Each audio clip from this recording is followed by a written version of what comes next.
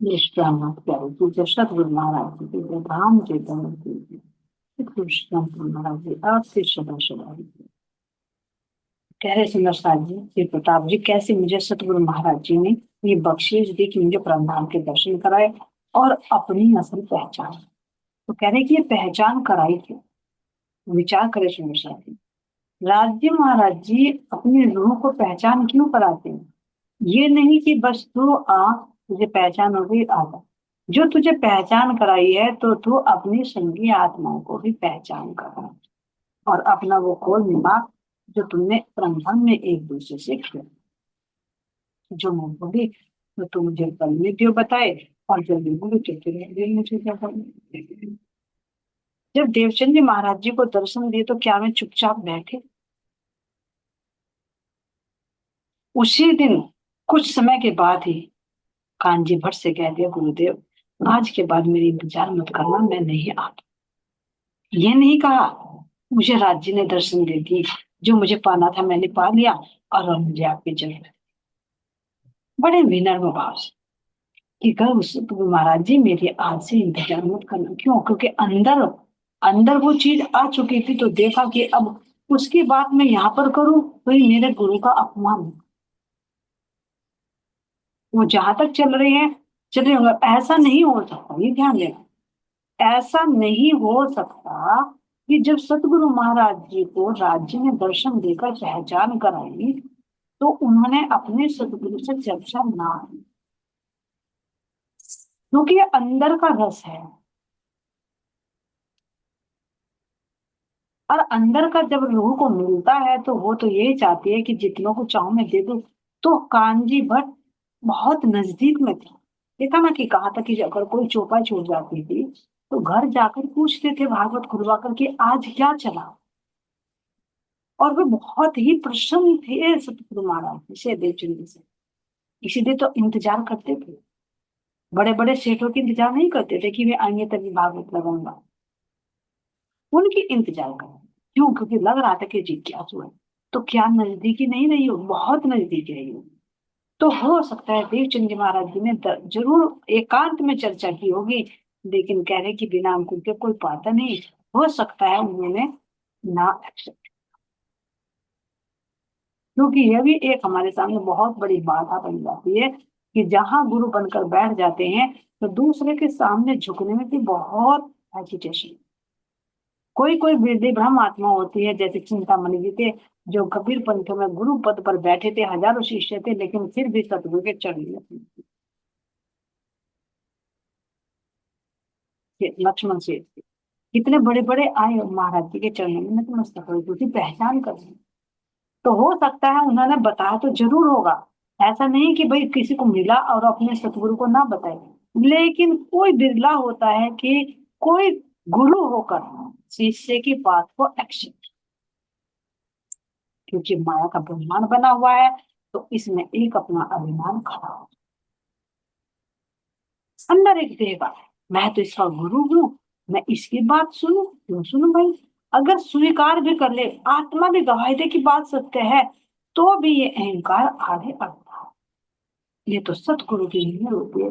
उनकी कृपया होती है कि इस अहंकार रूपी जो पर्वत है इस पर से सतगुरु महाराज जी हाथ पकड़ कर छलांग लगवाते हैं। नहीं तो अच्छे अच्छे से नहीं इससे लांग सकते। ये अंकुर के ऊपर निर्भर होता है। जैसे अभी सुंदर साथ जी ने लिखा कि जो हरिदास जी थे वे भी तो गुरु थे लेकिन उनमें गुरु का अंकुर था तो उन्होंने स्वीकार कर लिया कि जी जी मेरे आज से मैं आपके चरणों में हूं। तो जरूर बताई होगी उन्होंने ऐसा नहीं कि नहीं बताया। और जब नहीं सुना होगा तो वहीं बैठकर नहीं चर्चा की, अलग बैठकर चर्चा की। क्यों क्योंकि वो रस इंद्रावती जी को मिला तो क्या ये 18,758 नहीं होते। उन्होंने भी जाहिर करने के लिए बताया। तब इसीलिए कह रहे कि मुझे जो अपनी पहचान कराई तो क्यों कराई। चुप रहने के लिए नहीं बोलने के लिए उनकी पहचान औरों को भी मैं कराऊं कि देखो तुम्हारे नाम बनी अब कहाँ पर गए।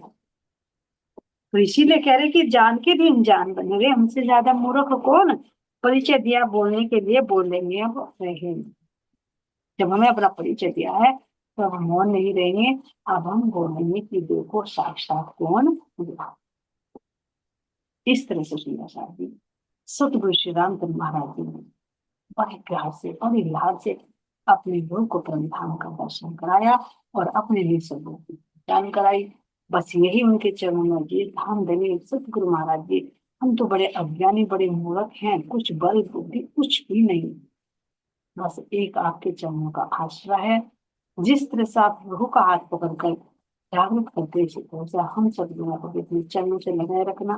अपना वो बल अपना प्रकाश अपनी कृपा देकर हमें भी अपने निश्चय रूप की पहचान कराकर अपने चरणों से जुड़ा और यही आपके चरणों में सबकी बात है। ये है सुंदर सार जी खोपड़ा और सुधा, ये जो परम धाम की अनुभूति हो जाएगी, सतगुरु महाराज जी की पहचान हो जाएगी, उनके निज स्वरूप की पहचान हो जाएगी, तो यहाँ के न्याय ये खत्म हो। तो कहा ना हर एक के बस की नहीं है। उसको देखने के बाद ऐसे नहीं रहेंगे जैसे नॉर्मल रहते, तभी तो ईश्वर को क्या दिया था, ऐसी नहीं रहेगी, पागल हो जाएगी दुनिया, पागल हो जाएगी। क्योंकि उस चीज को पाकर ना फिर ऐसी स्थिति नहीं रह पाती, वो अलग ही हो जाती है ना हमेशा। तो अब चलते हैं गौरी घाट, सहारनपुर का मंदिर बना, किस मंदिर की स्थापना कैसे हुई। तो ठीक है भाई, परमिता सखी जी प्रेम सखी जी आपके यहाँ पर पधार रहे हैं महाराज जी, है ना, कैसे मंदिर की स्थापना हो रही है उसको हम नहीं हो। मुल्क बटा जिस दम दम आपस में हिंदुस्तान और पाकिस्तान, जब भारत का बंटवारा हुआ है ना, तो कुछ हिंदू पाकिस्तान के एरिया में चले गए थे, कुछ हिंदुस्तान में रह गए, लेकिन फिर वहां से सारे हिंदू जो हिंदुस्तान थे हिंदुस्तान में आ गए, और मुसलमान लोग तो रह गए लेकिन हिंदुओं को नहीं रहने दिया था। तो जो वापस आए थे अपने देश में उनको ही शरणार्थी कहा गया, इंग्लिश में कहे तो रिफ्यूजी, यानी शरणार्थी, जिन्होंने आकर यहाँ पर शरण ली। तो वहां की जो प्रॉपर्टी थी, देखा भी उनका, देखा ना मुल्क राज्य का और बनारसों माता का, तो वे भी अपनी प्रॉपर्टी वगैरह सब छोड़ छोड़कर जैसे भी जान के लाले पड़ गए थे, क्योंकि वहां पर देखा कि कोई भी हिंदू अगर यहाँ रह गया तो उनको मार मार कर भगा देंगे, या तो वो इस्लाम धर्म स्वीकार करे और नहीं तो हमारे नए से भी चले। तो कैसे रात रात को लोग भाग भाग कर निकले अपनी जान बचा। तो काफी आए, तो बहुत सारे लोगों ने उस समय महाराज जी के यहाँ पर शेरपुर में ही शरण लिया। तो पीछे प्रसंग सुना ना कि सब जितने भी रहे हजारों लोग, जिसको खाने की जरूरत है खाना मिला, जिसको रहने की जरूरत है रहने का मिला, वस्त्र भी सिले सिलाए, भोजन भी पका पकाया, सारी सुविधा। ये कितना बड़ा मरतबा फल देगा हमारी रतन बाई का संदेश है, कि जब हमारे पाप के थे रतन बाई, हम तेरे ही राखी में आई थी, तेरी एरिया में आकर हमने शरण ली थी, है ना, वहां तो चलो मार मार के भगा देते। और ये देखो विडम्बना, हिंदुस्तान में मुसलमान लोग आज भी उनको पूरा अधिकार दिया जा रहा है। सही पूछे तो हिंदुओं से ज्यादा हिंदुओं को मंदिरों को कोई गवर्नमेंट सहायता नहीं करती, लेकिन जितना भी टैक्स का पैसा है वो सारा मस्जिदों में जा रहा है, मदरसों में जा रहा है। अभी भी देखो सारे फैसिलिटी दी जा रही है हिंदुओं से भी ज्यादा, अल्पसंख्यक के नाम पर। लेकिन संख्या देखे तो क्या बहुत ज्यादा संख्या हो रही है। तो कह रहे महाराज जी की जब ये बटा था तो बहुत लोग यहाँ पर आए थे, जो महाराज जी के चरणों में आकर उन्होंने शरण ली थी, जब रहने का कोई ठिकाना नहीं मिला। तो ऐसा ही प्रसंग यहाँ पर भी बता रही है कि यहाँ पर कक्कड़गंज बाजार, है ना, आप अच्छी तरह से परिचित होंगे यहाँ पर। कह रहे हैं कक्कड़गंज बाजार सहारनपुर में था एक घेर महाल, क्योंकि मंडी का इलाका है, मंडी में तो बड़े बड़े घेर होते हैं जहाँ पर माल आड़त का माल उतारा जाता है ना। जो अनाज मंडी में स्थित उसी में थी आड़त की दुकान। किसकी दुकान थी, जो जिसकी दुकान थी वे मुसलमान थे। तो कह रहे हैं पाकिस्तान चला गया था उसका माल, उसको छोड़, क्योंकि कुछ लोग भागे कुछ रह गए उनके। अब जो उनका माल था, अब जैसे वहां पाकिस्तान में तो घर बार छोड़ छोड़ कर आए थे, तो उन पर मुसलमानों का कब्जा हो गया था। फिर तो जो देख रहा था उस समय जिसका जो कब्जा बन रहा था वही कब्जा पैसे दे देकर रजिस्ट्री करवा करवा कर कब्जा कर रहे थे उससे। क्योंकि यहाँ पर भी हमारे इसमें जिला परिषद में जो है वहां पर तो बहुत सारी दुकानें हैं, वे उसी की थी जो छोड़ छोड़ कर चले गए थे, वो लालाओं ने अपने नाम करा ली वो। और आज तक चला रखी। तो उस समय बहुत प्रॉपर्टी का घपला हुआ है कि जिसकी नजर पड़ेगी जो सेटल है, उसने पैसे दिए, पैसे देकर अपने नाम रजिस्ट्री करवा ले सिस्टम में। तो ऐसे चल रहा है। तो कह रहे कि ये जो अनाज मंडी में बहुत बड़ा घेर पड़ा हुआ था, तो इस घेर का जो मालिक था वो छोड़कर चला गया था पाकिस्तान, वहां सेटल हो गया। अब इसका तो कोई जिम्मेदार नहीं था। तो कह रहे कि जो हिंदू यहाँ आए थे वो जगह जगह बचने लगे, और जो यहाँ के गए वे जाके पाकिस्तान में। तो जो पाकिस्तान में हिंदू लोग छोड़कर आए थे वहां तो सेटल किया गया मुसलमानों को। और जो यहाँ से मुसलमान गए थे, जो हिंदू वापस आए थे शरणार्थी बनकर, उनको उनकी जगह सेटल होना था। कायदा तो यही था भाई, नियम देखे तो यही था कि भैया जो वहां से मुसलमानों का प्रॉपर्टी पड़ी तो वो हिंदू ले ले, और जो हिंदू छोड़कर आए पाकिस्तान में वे यहाँ से जाने वाले मुसलमान ले ले। कह देता भाई जिसको जो जाना है वहां पर जाकर ले। तो कह रहे कि अब यहाँ पर जो पड़ा हुआ था, तो देखिए इस घेर का हक तो उनका ही था, शरणार्थियों का ही। जो भाई आए थे तो उनको ही सेटल करना था यहाँ पर। लेकिन कह रहे कि जो मोहन लाल थे सहारनपुर के ही, जिनकी आड़त की दुकान, अब ध्यान है सुंदर साथ जी, मोहन लाल को है।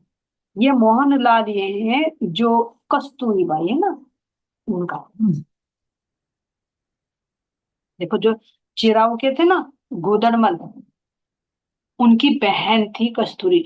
वो सहारनपुर में भी आई थी, है ना। और उनके जो पति थे सुमेर चंद थे। तो उनके चार बेटे थे जो हमने पीछे पढ़ा, मोती, मोहन, कंवर सेन और चतुर्सेन। ये चार बेटे थे। तो इनकी दुकान थी मोरगंज में। और इन्होंने अपने एक बेटे को, जो दूसरे नंबर का था, मोहन बड़ा था, मोती था, दूसरा मोहन था, मोहन को कक्कड़गंज में दुकान दे रखी। वहां ही बिजनेस करते भाई, जैसे मान ली पिताजी के कोई बिजनेस है तो बेटे भी उसमें सहायता करते हैं।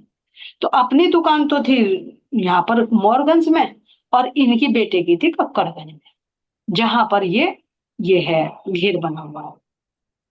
तो अब ये कह रहे हैं कि जो इनकी दुकान थी यहाँ पर, वो काम करते थे मोहनलाल सारंगपुर के, तो आड़त का धंधा था इनका, वहां से करते थे।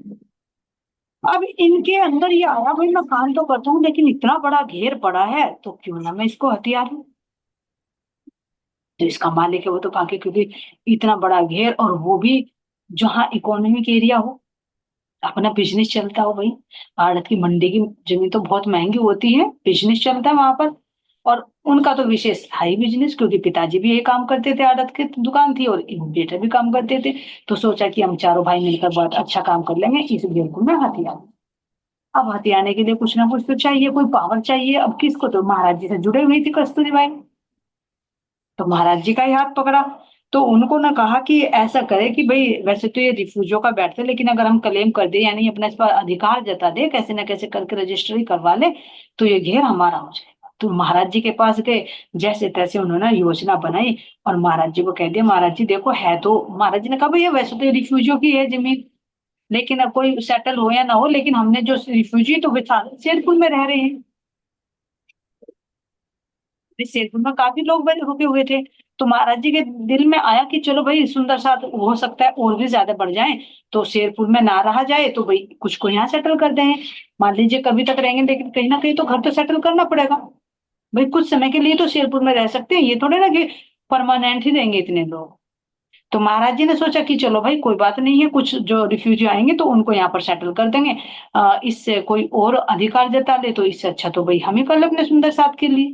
भाई मेरे लिए तो पहले अपने सुंदर साथ है, बाकी तो आने वाले अपने अपने जगह सेटल हो जाएंगे। तो जैसे तैसे करके उसने महाराज जी को पट्टी पढ़ा दी, और क्या लाभ दे दिया कि महाराज जी आप कैसे भी करके, आपकी तो थोड़ी जान पहचान भी है, और आप इसका जो रजिस्ट्री करवा लो, और मैं ये करता हूँ, इसका जो पैसा रहेगा वो मैं दूंगा, लेकिन मैं आधा हिस्सा ना आपको दे दूंगा मंदिर के नाम का। राजीव महाराज जी ने सोचा ठीक है भाई, चलो भाई पैसा भी दे रहा है, और भाई इसके अंदर भाव होगा कि भाई आधा सुंदर साथ के लिए हो जाएंगे, तो जो सुंदर साथ वहां पर रुके हुए शेरपुर में या कोई और भी आएगा तो उनके रहने के लिए जगह हो जाएगी। और भाई यहाँ पर मंदिर भी बना दिया जाएगा, ताकि उनको भजन सत्संग का भी लाभ मिलता रहे। जो जुड़ गए वो अलग नहीं रहेंगे। तो दोनों के सेटल हो गए। अब ये कह रहे हैं यहाँ पर, बड़ा खूबसूरत लालच दिया अर्पण की, दो मुंही जुबान, दो मुंही जुबान। कि आधा मेरा और आधा आपका, लेकिन अंदर में क्या चल रहा है कि धीरे धीरे तू अपना कब्जा कर। इसलिए कह रहे दो मुही बात। जैसे दो मुही सांप होता है ना, दो मुही वो सांपनी भी होती है, कि अंदर कुछ और बाहर कुछ। तो कह रहे एक चाल के चलने वाले कैसे चले दो ढंगी चाल। ये एक चाल पे जो चलने वाले थे वो दो ढंगी चाल कैसे करे।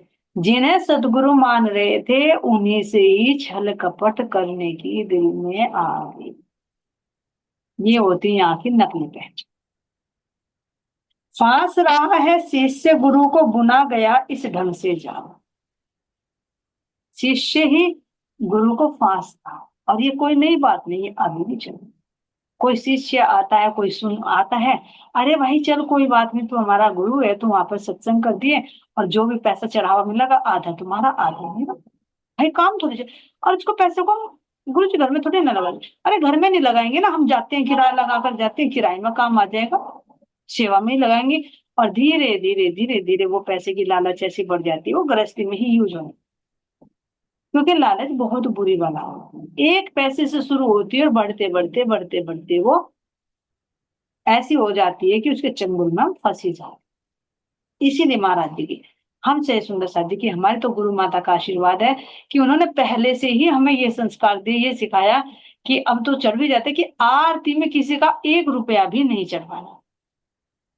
और से ही पूछे तो इतने माया है, अब बाहर आते भी जाते भी पता नहीं माया कब फांस लेती। लेकिन ये सतगुरु महाराज जी का ही आशीर्वाद है कि धन का कोई लालच है ही नहीं, और ना हो, या तो ये कामना करते हैं। क्यों आखिर में लेकर क्या जाएंगे जब परमात्मा ने दे रखा है इतना, 2 टाइम की रोटी मिल सकती है, अपनी रोजी चल रही है, फिर काहे के लिए अपने धनी को बेचे, काहे के लिए नरकों में जाने के। पेट काटने हरि को बेचे, धिक धिक परोरे मान हुआ। क्यों धिक्का रहा है ये, कोई औरों को नहीं है, हमें ही धिक्का रहा है। कोई हमारी अपनी कमाई है क्या। हमारे देवचंद जी से देखो कैसे कसने कर करके तब ये मना, इंद्रावती को देखो कैसे कसने करी तब ये वाणी उतरी। और शरीर पर भी कितना प्रेशर पड़ता है, ऐसी थोड़ी ना वाणी उतर जाएगी जब आवेश की क्रिया करेगी। उन्होंने तो भीख मांग मांग कर खाया है। वे भी कह सकते थे भाई मुझे इतने पैसे दो मैं तुम्हें चर्चा सुनाऊंगा। तो यही देखिए सुंदर सा जी, तो कैसे शिष्य यहाँ पर गुरु को फांस लेता है। अगर सतगुरु की मेहर ना हो तो वास्तव में बच नहीं सकता। तो कह रहे फांस रहा है गुरु शिष्य को बुना गया इस ढंग से जाल, रिफ्यूजी ही थे अधिकारी हक ने और का होने का। भाई औरों का तो हक ही नहीं, तो उस पर रिफ्यूजी रह सकते थे केवल। लेकिन इसने चाल चल चल के महाराज जी को मिट्टी गोली दे देकर, लेकिन महाराज जी तो जानते थे ये ढीला होनी होती है, कि चल भाई तुझे भी परखे, तुझे भी परखे तू कितने पानी में है। नहीं तो क्या सतगुरु महाराज जी कुछ को नहीं कर सकते, वे सब कुछ कर सकते हैं, सर्व ज्ञात है, सब कुछ जानते भी। तो ऐसा नहीं कि वे नहीं जानते थे, वे अनजान थे। लेकिन ये हमें शिक्षा देने के लिए ये प्रसंग की घटना की गई कि देखे तो ऐसे ऐसे भी होते हैं। तो अब जैसे तैसे हुआ बात, होगा कहने लगे यहाँ पर। अब यहाँ जब थी भाई जान पहचान थी, तो कह रहे खड़ा किया जगदीश चंद को वह जायदाद दिलाने को। महाराज जी ने कहा भैया इसे जगदीश जो जोली वाले हैं, भैया इनको ले जाओ, और ये थोड़ा सा जान पहचान के हैं इनके लोग, तो ये करा देंगे तेरी रजिस्ट्री, तुम दोनों काम। क्योंकि दो विश्वास के थे भाई, एक ये श्री प्रताप जी और एक जगदीश आहूजा जी। तो इनको जिम्मेदारी सौंप दी, उनके पास भेज दिया मोहन को कि भाई जाओ तुम इसका काम कराओ, और ये आश्रम ये जमीन जो है नाम करा दो इनके, और फिर आगे देखेंगे मंदिर वगैरह की स्थापना करके सुंदर साहब को वहां पर सेटल कर देंगे। किंतु शर्त थी मंदिर के लिए देना होगा आधा गेड़। वो शर्त तय करवा दी कि भाई जैसे उसने कहा था जुबान से कि हाँ आधा तुम्हें दे देंगे। तो जगदीश जी ने कहा भैया देख ले पहली बात, अब चल तो मैं तेरे साथ रहा, पर अपनी बात भूल मत जाना। आधी जमीन महाराज जी को देनी, मंदिर के नाम देनी। कभी फिर गुंडली मार के बैठ जा सांप की तरह कि भैया मैंने पैसा दिया है और मेरी है। पहले दोबारा से आका करके रिमाइंडर करा दिया। अब मोहन कह रहा हाँ भाई मेरी याद है, तू चिंता मत कर, आधी जमीन महाराज जी के नाम की रहेगी, बस तू करवा दे जिससे तेरे वकीलों से जान पहचान हो, तो बात करा दे, सारा खर्चा मैं उठाऊंगा। तो कह रहे कलेमों पर वो घेर खरीद लिया और मोहन के नाम ही कर दिया। क्यों, क्योंकि पैसा उसी ने दिया था। तो कह रहे 20 लाख की कीमत थी और 1200 गज का मैदान था। यानी वो घेर 1200 गज का था, बिल्कुल सुंदर सा। 100 गज का मकान भी कितना होता, 1200 गज का है, और 20 लाख कीमत उस समय दी गई। तो कह रहे इतनी बड़ी प्रॉपर्टी को देखकर, 1200 गज के घेर को देखकर, और वो भी कमर्शियल एरिया हो, जहां अपना बिजनेस चलता हो, तो अच्छे अच्छों का मन डमाडोल, उसका मन डमाडोल हो गया। कह रहे कि जैसे ही नाम हो गया, रजिस्ट्री हो गई, सारा काम करवा दिया, जैसे तैसे काम पूरा करके दोनों ने देने के बाद में जैसे बात आई, हाँ भाई चलो, कुछ एक दिन तो कहते नहीं भाई चलो, अब बेनामा हो गया तो भाई तुम अभी तो सोचा भाई नाम तो इसके है ही, तो दे देगा जब इसने वादा कर रखा, और भाई इनकी माता जी भी हैं, पिताजी भी हैं, सब महाराज जी पर समर्पित है, तो ऐसा तो नहीं हो सकता। तो काफी समय बीत गया, महाराज जी ने भेजा, भाई जगदीश चाहिए, खोज खबर तो लेके आ, अब कैसे करना भाई, कौन सा हिस्सा देना, आगे का देना, पीछे का देना, या बराबर में लंबा चौड़ा करना है, तो सुंदर साथ को वहां पर सेटल करे। तो कह रहे कि जैसे ही बात करे तो वो तो आनाकानी करने लगा, नजरे भी ना मिलाता, कहीं मिलता तो बच कर निकल जाता, किसी से मिलने के लिए जाते तो बहाने बना देता कि वो तो यहाँ पर नहीं है। कह रहे कि बहुत समय हो गया, टरकाया काफी दिन, फिर तो सर पर लालच हुआ सवार, कि अगर मैं कहूंगा तो भैया याद तो है वादा, क्योंकि बात करा दी थी याद, और फिर अगर बात करी तो सीधा तो मैं कह नहीं सकता। तो समझ गए कि कहीं ना कहीं दाल में कुछ काला तो है। और तरह के आंख हुई, अब और तरह की हो गई चाल। अब अगर देखे तो चाल भी बदल गई, और नजरिया बदल गया, जो पहले था आदत दे दूंगा, तो नजरिया बदल गया, सारा क्यों ना हड़प लेता हूँ, चाहे कैसे भी जमीन मिले। ये देखो सुंदर सा जी, लालच कैसे अंधा कर देता है। ये नहीं देख रहे साक्षात सामने कौन है जिससे तू छल कपट कर रहा है, जिनकी इतनी बड़ी जमीन जायदाद, जो अनंत परम धाम के मालिक हैं, उनसे तू यहाँ आके 1200 गज के चक्कर में धोखाधड़ी कर रहा है। लेकिन ये मती परमित, ऐसे लालच में फंस जाता है जी, अंधा हो जाता है कि क्या उचित है और क्या अनुचित। अच्छे सोचे, एक मान लीजिए मैंने आज धोखा कर दिया, फिर पैसे का हो चाहे जमीन का हो, मैं कब तक करूंगी इसमें? कोई परमानेंट में लिखी मैं तुम्हें लेकर नहीं आई, मेरे माथे पे कुछ मोहर तो लगाने रखी कि भाई मैं 20 साल जीऊंगी, तो चलो अगर मान लीजिए मेरे लिखा हुआ कि भाई मैं 100 साल जीऊंगी, तो चलो मैं 40 की हो गई, तो भैया 60 साल तो मैं उपभोग कर ही लूंगी। 40 मिनट का भी भरोसा नहीं है, और फिर भी इतना अंधा। सोचिए तो, भाई भाई को मार देता है, बड़ा ताज्जुब है अगर इस माया को देखे। एक पल का भी भरोसा नहीं है, जबकि पता है कि खाली हाथ जाएगा तो यहाँ की कोई प्रॉपर्टी लेकर नहीं जाएगा, केवल कर्मों का देखा जोकर लेकर। तो कैसे चोरी करते हैं, जब भी नहीं देखते धन हड़प लेते हैं, वस्त्रों की चोरी कर लेते हैं। तो सोचे कब तक पहनेंगे ये वस्त्र, अगर शरीर में एलर्जी हो, हमने कई बंदे ऐसे देखे, सर्दियों में कॉटन के कपड़े पहनने पड़ते हैं, गर्मियों कपड़े, गर्म कपड़े पहनने से तरस जाते हैं, क्यों? क्योंकि अगर पहने तो कहते हैं हमारे शरीर में एलर्जी, हम पहन नहीं पाते, ताज्जुब की बात है। और जब पूछा भाई तुम्हें ठंड लगती है, ये कपड़े नहीं, अरे ठंड की है, कपड़े की अलमारी भरी रखी है, फिर पहनते क्यों नहीं? भैया पता है क्या, पता है एलर्जी, एलर्जी है, हम तो तरस गए कपड़े पहनने से। तो कुछ पता नहीं चलता शरीर में क्या डिफेक्ट हो जाए, कहाँ चोरी का माल कहाँ लेकर जाओगे, कब तक रहेगा ये तरह। फिर भी कैसे अंधी कर देती है, कैसे विवेक शून्य कर देती है, इसका बल दिखा रहे महाराज जी। भाई भाई की तो बात अलग रही, चलो उस पर तो अपना अधिकार दिए, लेकिन सतगुरु से ही वादा करके मुकर रही है। क्योंकि परम धाम में कहा था कि मैं भूलूंगी तो तुझे, तू मुझे बता दे, लेकिन यहाँ कह रहे कि सतगुरु महाराज जी आ जाओ, आज हम आपको छलेंगे, आप क्या छलने वाले हैं? हम ही चले आपको, क्या परम धाम छुड़वाए हमारे से, हम आपसे यही की जमीन छुड़वा दे। तो खेल देखो ये खेल के दाव पेच, है ना? तो ये देखे सुंदर सा जी, इसको देखकर हमें अपने आप को देखना, कहीं हमारे अंदर तो ये बात, कहीं तो नहीं अपने सतगुरु को ठग रही। ठगने के भी कई तरीके हैं, एक ही नहीं है। कह के कुछ और सतगुरु से झूठ बोल जाए, हाँ जी महाराज जी ऐसा करूंगा, करने के बाद फिर मुकर जाए, बहुत सारी हैं अगर देखे तो अपने जीवन में। वादा कर लिया सतगुरु से ऐसा नहीं करेंगे, लेकिन फिर करे तो वो भी तो मुकर रहे हैं, वो भी तो उनको धोखा ही दे रहे हैं। तो कह रहे टरकाया काफी दिन, तो फिर सर पर लालच हुआ सवार, जायदाद यह ना दी जावे, नुक्ते खोजे कई हजार। जायदाद में तो बहुत सारे बहाने बनाए, अब नहीं बाद में कर दूंगा, बाद में नहीं, अरे दे दूंगा भाई, कहीं जा थोड़ी हुई प्रॉपर्टी, मैं नहीं बनाना तो अभी, और जब मैं बनाऊंगा तो मैं मंदिर भी बनवा दूंगा, मैं ईंट डलवा दूंगा, आधा सामान चढ़ाता रहा, बहुत टाइम हो गया। कह रहे कि जब मिलने के लिए जाते, तो वो घर से चले जाता, भैया जल्दी जल्दी मुझे तो वहां जाना, कुछ काम है, जिसको भी भेजते घर पर, यानी सीधे मुंह बात ही नहीं कराता, कहीं मिल जाए तो नजर बचाकर निकल जाता। तो समझ गए कहीं ना कहीं बात है। तो कह रहे एक दिन जाकर हमने पकड़ लिया और पकड़ कर बैठ गए, बैठ कर कहा भैया तेरे दिल में क्या है, तू आज मुझे बता दे। यहाँ बहुत दिन हो गए चक्कर काटते काटते, जो है तो बता दे। भाई मंदिर बनना है और काफी समय हो गया तेरे बेनामा हुए भी, तो अब आगे का काम करना। सुंदर साथ वहां परेशानी में हो रहे हैं। तो हालांकि परेशानी तो नहीं थी, लेकिन सुंदर साथ कोर्ट सेटल कर दी थी, क्योंकि सतगुरु के शरण में कोई परेशानी तो हो नहीं सकती। लेकिन बात तो तय होनी थी, तो होनी थी वो तो अब क्या कहने लगा, अच्छा ठीक है भाई, मेरे दिल में ये बात आ रही, थोड़ा सा मेरे बिजनेस का काम है, और देख हम भी चार भाई हैं, और पैसा तो मैंने ही दिया सारा, और मंदिर भी मैं ही बनाऊंगा। तो ऐसा करो, मैं इसको सारे को छाप लूं, और छाप कर ना ऊपर की मंजिल पर मंदिर बने, और सुंदर साथ वहां पर भजन कीर्तन करते रहेंगे, और नीचे का हिस्सा मेरे काम आ जाएगा। अब कह रहे जैसे ही उसने इतनी बात बोली, तो हम जांच ले इसके दिमाग में क्या चल रहा है, यानी ये देना नहीं चाह रहा है। ऊपर की छत पे तो ये बहाना बना रहा है कि ऊपर की छत पर सेटल हो जाएंगे, नीचे का 1200 गज का है, तो भैया हमारे चारों भाइयों का हिस्से में आ जाएंगे, 300 गज में, और हमारा सबका काम चल जाएगा, और मंदिर का तो पूजा पाठ करनी वो ऊपर छत पे कर देंगे।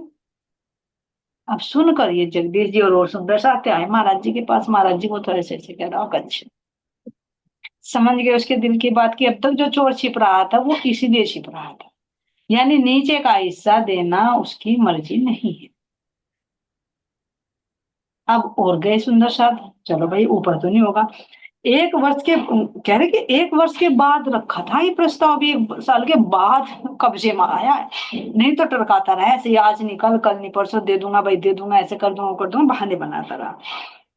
अब जी जो बात सुनी तो कह रहे महाराज जी बिल्कुल चुप रहे, बोले नहीं, लेकिन अंदर ही अंदर बहुत रोष था। देख रही, अंदर ही अंदर तो देख रहे हैं कि ये कितना धोखेधड़ी कर रहा है, मुझे ही ठग रहा है, कहा क्या था और मुकर कैसे रहा। कुछ नहीं बोले, चुप रहे। अब जब कहे सोचे कि उसने सोचा कि जब महाराज जी भी चुप हैं, उन्होंने कुछ बोला नहीं, शायद महाराज जी को लेकर गए थे यहाँ पर, क्योंकि महाराज जी भी बैठे हुए हैं और एक सुंदर साथ। तो जब महाराज जी नहीं बोले, कुछ भी चुप रहे, तो उन्होंने समझा कि महाराज जी की मर्जी है। लेकिन उसको तो निभाव को तो क्योंकि दिल की बात तो कोई कोई समझे।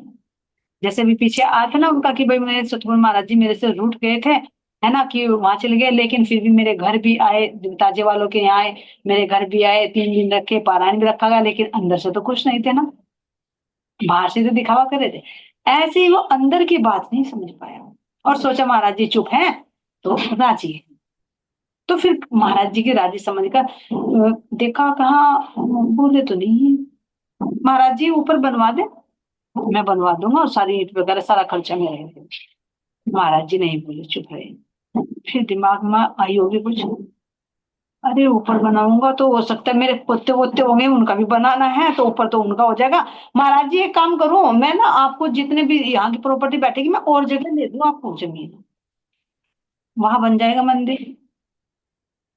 क्यों, क्योंकि ये तो थोड़ा सा कमर्शियल एरिया है, यहाँ पर काम जमा जमाया है, और मंदिर आश्रम में तो सुंदर साथ रहेंगे, तो मैं कहीं और रहने दूं। महाराज कह रहे जब महाराज जी चले गए, चुपचाप चले गए, कुछ नहीं हुआ, तो उसके दिमाग में वही बात आ गई। तो कह रहे कुछ जगह जगह घूमता फिर गया, घूमता फिर गया, अपने आप ही ढूंढा, और जहां पर धोबी घाट था वहां की जाकर उसने एक खेत की जमीन ले ली,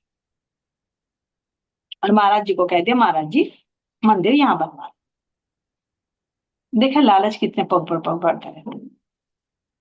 पहले क्या था, फिर कहा छत पर बनवा दूंगा, फिर लालच आ गया, अरे मेरे पोते का हो जाएगा छत पर तो, अभी तो भाई भाई तो हैं, बच्चे भी होंगे, उनके पोते भी होंगे, भैया कब्जे में तो जमीन अब आई, आगे थोड़ी आने वाली है, तो मंदिर तो महाराज जी को मैं वहां दे दूंगा। तो कह रहे कि धोबी घाट पर जब एक खेत पड़ा था, तो वहीं पर उन्होंने देखा, तो एक खेत की सौदेदारी कर लिया, आधा खेत ले लिया वो, और रजिस्ट्री करवा ली, वो भी अपने ही नाम करवा ली। नहीं सॉरी सॉरी, ये अपने नाम नहीं करवाई, ये महाराज जी के नाम का जो खेत लिया आधा, और उसका पेमेंट भी कर दिया। पेमेंट करने के बाद महाराज जी के नाम रजिस्ट्री करवा ली, और महाराज जी को बुलाया। सोचा चल भाई जब इसके अंदर है तो महाराज जी तो इतना वो नहीं है, कितने दिन की है, जहाँ राज्य महाराज जी ने चाहा सुंदर साहब वहां सेटल हो जाएंगे, कोई कमी थोड़ी है। चल इसकी मर्जी है तो वहीं कर, तो महाराज जी को बुलाया कि महाराज जी मैंने देखो ये खेत ले लिया, और अब इसका शुभ मुहूर्त कर लो, और आप चलो आपके हाथों से ही मैं इसका मुहूर्त करवाऊंगा। देखो आप तो मेरे सदगुरु हो, आप तो मेरे हाथी हो, आपका हाथ लगे बिना तो काम अधूरा ही नहीं होगा, सारा अमंगल ही मंगल होगा। तो आप चलो। महाराज जी चले गए भाई। चल, ये जगदीश जी भी हैं, ऐसे प्रताप जी भी हैं, और सुंदर साथ में चले गए। जाकर महाराज जी के हाथ में फावला दिया तो एक दो फावले मारे महाराज जी ने, लेकिन अंदर में तो कुछ और चल रहा है भाई। जमीन खुद नहीं खाती, खुद वहां खाती, उसने दुब्बी खाती। तो ऐसे ऐसे करके महाराज जी को फावला देके महाराज जी ने खोदना शुरू करा, लेकिन अंदर ही अंदर तो महाराज जी के कुछ और चल रहा है। शुरुआत कर देखा, ये दोगली चाल है ना। बाहर से महाराज जी को दे रहे, तो महाराज जी को महत्व किस बात पे दे रहे भैया? जब तुम्हारे अंदर लालच हो रहा है, उन्हीं को तुम ठग रहे हो, फिर काहे की महाराज जी रहे? तुम्हारे अंदर तो भाव ही नहीं है। ऐसे भी सुंदर साथ है जो अपना सारा ही वार देते हैं, जमीन तक दे देते हैं अपनी महाराज जी के लिए। हम जैसे ऐसे भी हैं कि सतगुरु की हड़प नहीं चाहते हैं। अभी तो देखा ना पीछे इनको ओम प्रकाश को, कि एक जमीन थी तो बाप के खिलाफ खड़ा हो गया, आश्रम की जमीन को लेकर तो दिखाओ। चूहड़ भूले हैं कैसे उन्होंने जमीन दे दी, कैसे महाराज जी को सूरत में है पूरी घर दे दिया था, महाराज जी के नाम कर दिया। गांधी जी भाई थे, कैसे अपना पूरा खेत दे दिया था देवचंद जी महाराज जी को, घर छोटा पड़ रहा है, यहाँ पर उंगली उठाने लगे लोग तो वहां पर चलो पन्ना जी की जमीन को दे। तो सब तरह के महाराज जी ने कहा ना भाई, जिसके पास जैसा सौदा है वो संसार में ऐसा ही देगा, देखते रहो इसको। ठीक है, महाराज जी ने फावला वल्ले से मुहूर्त किया। तो कह रहे कि उस समय हमारे दिमाग में भी आई कि पता नहीं यो कब बदल जाए, तो हमने भी फोटोग्राफी करा ली। आपको क्योंकि जब तो प्रूफ नहीं था, उस पर क्लेम क्यों नहीं कर सकते थे समझे? उस पर नहीं कर सकते। क्यों? क्योंकि वो प्रॉपर्टी ही रिफ्यूजी की होनी चाहिए थी कायदे कानून से। ध्यान देना, अगर उस पर केस करते तो रजिस्ट्री उसके नाम थी, यानी बैनामा उसके नाम था, पैसा उसने सारा दिया था भाई, 20 लाख रुपए तो उसी ने दिए थे। अगर उसी पर करते तो वो दोनों का जाता। ये कहते भाई इसने वादा किया था, तो कोई प्रूफ था कि वादा किया था? भाई ये पूछते प्रूफ तो चाहिए ना कुछ भी बनाव करने के लिए, तो बोलते भाई तुमने इस पे आधे का तुम दावा ठोक रहे हो, तुम्हारी है ये तो उनकी थी जो पाकिस्तान चले गए, तो इस पे तो रिफ्यूजी रहने चाहिए, फिर तुम कैसे क्लेम कर रहे हो? तो इसलिए उस बात को वहीं दबे रहना थी। वो तो उसकी ईमानदारी थी ना कि उसको देना है आधा या नहीं देना। भाग दौड़ी तो करी, पैसा उसका था, नाम उसका हुआ, तो फिर उसमें तो क्लेम कर ही नहीं सकते थे। वो उसकी श्रद्धा भावना थी। तो महाराज जी ने जैसे तैसे करके यहाँ पर शुरू कर दिया, लेकिन इन्होंने क्या किया, जब जैसे उद्घाटन हुआ और जैसे हुआ तो उसकी फोटोग्राफी करा ली, ताकि हमारे पास में सबूत रहे, कहीं फिर ना ये मुकर जाए कि ये मेरी यार, हमें कहीं और ही पहुंचा दे। तो कह रहे इस प्रकार वहां हुआ मुहूर्त गुरु के कर कमलों द्वारा। सतगुरु महाराज जी के कर कमलों के द्वारा इस मंदिर का उद्घाटन हुआ, और सारा जो कार्यभार था वो मोहन पर ही रहा, जो कुछ था अब तक का सारा। क्यों? क्योंकि सारा पैसा इसी ने ही दिया था, क्योंकि बात तय थी ना कि भाई ये 20 लाख रुपए जो 1200 गज का प्लाट है मैं आधा दूंगा, तो उसकी एवरेज में उसने पैसे दे दिए कि मैं दिलवा रहा हूँ। तो कह रहे कि सारा जो कार्यभार था वो इन्हीं के ऊपर था। और उस अम, क्योंकि समझते थे संपत्ति दान करी हुई है अपनी, सोच ऐसी थी कि भैया जो ये संपत्ति मैंने दी, यहाँ पर ये मंदिर बन रहा है तो देख रेख मेरे हाथ में रहे। क्यों रहे? क्योंकि मेरी दान दी हुई है सतगुरु। ये भाव आ गया। क्यों? क्योंकि भाई 20 लाख रुपए मैंने दिए वहां पर, तो उसके एवरेज में ही तो मैंने दिलाई, तो इसका मालिक तो मैं ही हुआ। तो ये मेरी दान हुई दी हुई जमीन है, तो इसलिए इसका जो पूरी जिम्मेदारी है और पूरा अधिकार है वो मेरे ही हाथों, मेरी प्रॉपर्टी अपना ही समझता रहा हूं। अब जब अपने समझेंगे तो वहां कुछ ना कुछ तो काम चलेंगे। तो महाराज जी कह रहे जैसे भाई मंदिर बना, तो मंदिर बनने के बाद उसने दो चार कमरे भी डलवा लिए। कैसे कमरे डलवा लिए? कि भाई हम जैसे मेरी जैसी होगी भैया, आधे में मंदिर चल जाएगा, आधे में मैं अपने बच्चों को पढ़ा के स्कूल भी चला लूंगी, मेरा काम बनता रहेगा, किराया विराया, क्योंकि प्रॉपर्टी तो मेरी है। तो कह रहे कि उसने मंदिर के साथ साथ में दो चार कमरे भी बनवा लिए, और वहां पर बच्चों को पढ़ाना उसने शुरू कर दिया। क्यों? क्योंकि जब तक मैं है, मैं मत मेरा, तो अपने ही काम की समझे, अभी सतगुरु का नहीं। तो कह रहे हैं कि यहाँ पर खोल लिया स्कूल बना करके, थोड़े कमरे वमरे भी हो जाए, और मैं बच्चों को यहाँ पढ़ा लूं, भाई इतनी जगह दी यहाँ पर मैंने। और चतर सेन जो छोटा भाई था, जो उसके अध्यक्ष बने, छोटे भाई को वहां की जिम्मेदारी दे दी।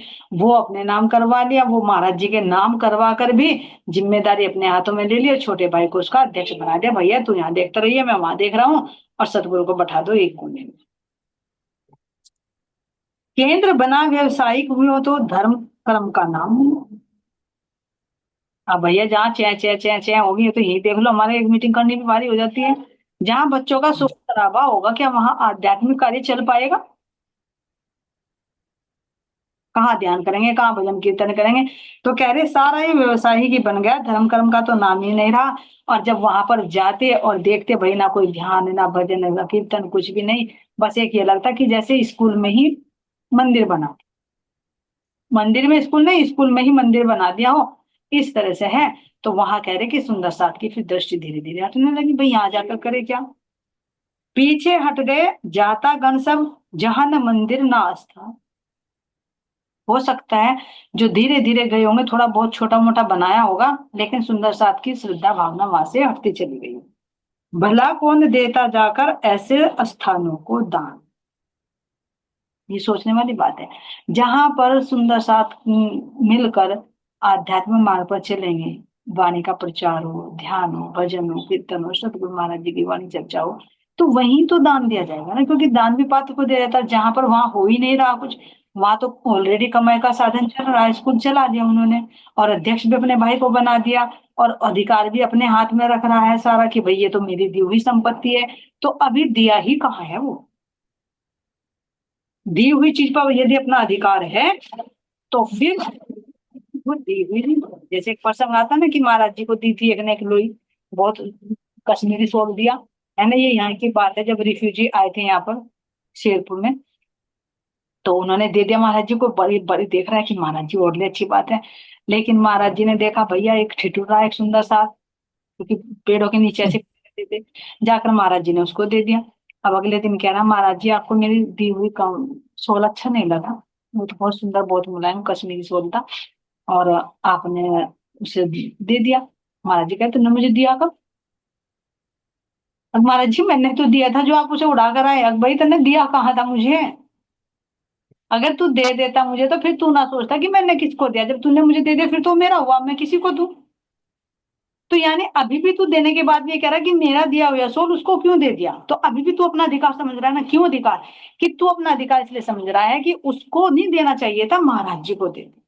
तो अभी भी तो अपनत्व है। यानी देने की भावना है कि जब दे दिया तो फिर वो कहीं भी जा रहा है, उस पर मेरा अधिकार नहीं है, फिर वो देने वाले का अधिकार है। तो अगर तू दे देता तो मेरा अधिकार समझता, और ये समझता कि महाराज जी ने जिसको दे दिया ठीक है, क्योंकि वो उनका हो। कह रहे अभी भी तूने अपना कर रखा है। तो इसी तरह से इन मोहनलाल जी के अंदर महाराज जी को ही मोह लिया, कि आधी जमीन देने के बाद में कह रहे कि ये जमीन भी दिलवा दी, मंदिर नाम मात्र का मंदिर बन गया, और फिर बाकी अपना स्कूल चला लिया। तो महाराज जी कह रहे कि सुंदर साथ की दृष्टि वहां से हटने लगी, तो फिर क्यों दे दान भाई? जहाँ अपनी रोजी रोटी चली, जहाँ निस्वार्थ सेवा भाव होगा, वहीं तो दान दिया जाएगा। ये थोड़े किसी के घरों में जा जाकर उनको देते रहेंगे। तो यहाँ कह रहे हैं ना, ना हिसाब ही ना किताब ही, पूछताछ भी नहीं रही।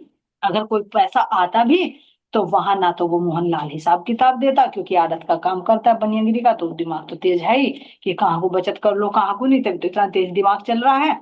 तो देखे क्या, ना तो हिसाब किताब देता, ना किसी से पूछताछ रही, पूछे तो भैया कितना आया कितना, कोई हिसाब किताब देने का कोई मतलब नहीं।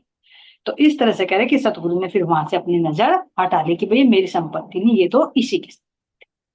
अब आगे कैसे क्या घटना होती है सुंदर सा जी, ये श्रवण करेंगे कल। आज के लिए इतना ही, कोई त्रुटि हुई तो माफ करते देना। आप सभी के चरणों में कोटि कोटि प्रणाम, सतगुरु महाराज जी के चरणों में बारंबार कोटि कोटि प्रणाम। बोले श्री प्राणनाथ प्यारे की जय, सतगुरु महाराज की जय, सतगुरु श्री रामचंद्र महाराज जी आपके सदा सदा ही जय। प्रणाम। प्रणाम।